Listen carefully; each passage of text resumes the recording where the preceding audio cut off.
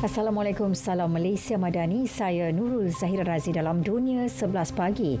Berita radio bervisual bersiaran serentak di platform media sosial, saluran TV dan radio.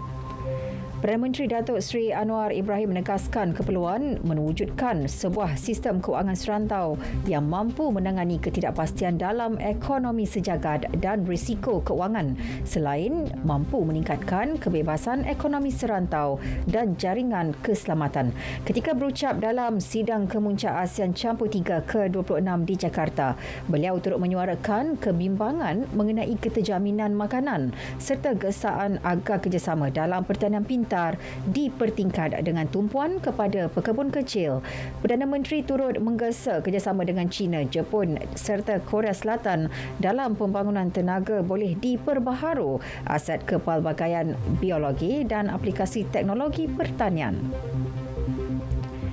Dalam pada itu, ASEAN disaran meningkatkan hubungan ekonomi dengan Amerika Syarikat.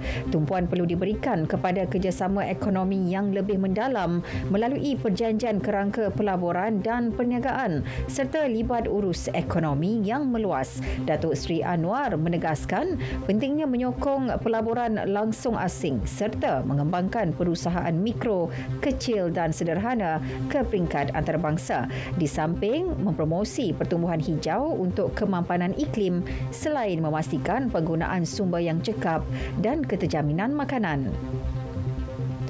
Jepun melancarkan misi Moon Sniper ke bulan roket H2A berlepas pukul 8.42 pagi waktu tempatan dari pusat angkasa Tanegashima di wilayah Kagoshima yang dijangka mendarat di permukaan bulan awal tahun depan. Roket itu membawa pendarat bulan serta satelit penyelidikan yang dibangunkan Agensi Penerokaan Aero Angkasa Jepun, JAXA, NASA dan Agensi Angkasa Eropah. Peristiwa bersejarah itu ditonton kira-kira 35,000 orang secara dalam talian. Pelancaran roket buatan tempatan itu telah ditangguhkan sebanyak 3 kali ekoran cuaca buruk. Kejayaan misi tersebut bakal memahat nama Jepun sebagai negara kelima di dunia yang menghantar pendarat ke bulan. Angka kematian ekoran taufan di selatan Brazil meningkat kepada sekurang-kurangnya 36 orang. Operasi kecemasan besar-besaran dilancarkan bagi menyelamatkan lebih 1,000 penduduk yang terkandas. Taufan yang mula membadai Isnin lalu menenggelamkan seluruh kawasan kejiranan di negeri Rio Grande do Sul. Sekurang-kurangnya 52,000 penduduk di 70 buah bandar terjejas dengan lebih 5,300 orang dipindahkan. Keadaan dijangka lebih buruk. Ekoran hujan yang dijangka berlaku pada hari ini dan esok. Washington mengumumkan pakej bantuan baharu bernilai lebih $1 bilion kepada Kiev. Pengumuman dibuat oleh Setiausaha Negara Amerika Syarikat Antony Blinken dalam sidang media bersama rakan sejawatannya di Ukraine, Dmytro Kuleba. Bantuan tersebut diharap dapat membantu Kiev meningkatkan momentum untuk membalas serangan musuh. Amerika telah pun membekalkan Ukraine bantuan keselamatan bernilai lebih $40 bilion sejak pencerobohan Rusia bermula tahun lalu. Bola sepak kelayakan Piala Asia bawah 23 tahun di Stadium Chonburi, Thailand. Malaysia menewaskan Bangladesh 2-0 dalam aksi pertama. Gol Harimau Muda dijaringkan Alif Izwan dan Fergus Tierney pada separuh masa kedua.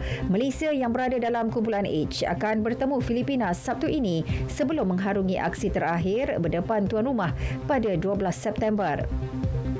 Akhir sekali kejohanan badminton terbuka China, 8 wakil Malaysia akan meneruskan cabaran di pusingan kedua hari ini. Antaranya perseorangan lelaki negara Eng Ziong. Pemain berusia 23 tahun itu dijadual menentang Shisar Hiren Rustavito dari Indonesia.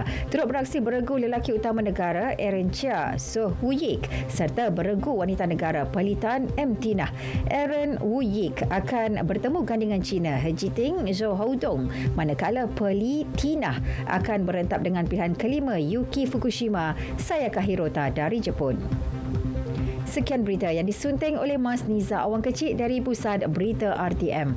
Malaysia Madani, tekad perpaduan penuhi harapan. Assalamualaikum.